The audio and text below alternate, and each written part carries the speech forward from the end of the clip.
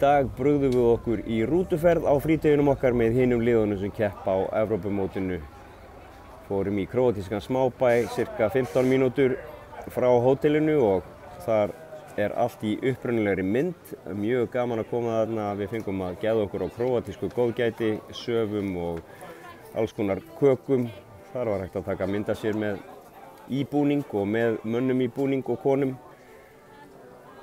Strákarnir brugðu sér í strandblak, líka og kepptu móti hinum liðunum og svo var spilað fyrir okkur á mjög sérstakt hljóðfæri.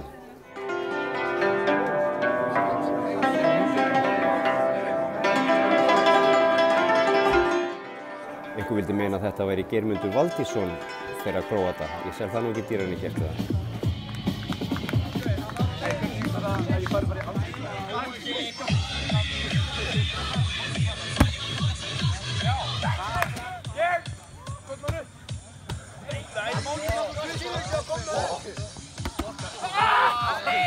Alle!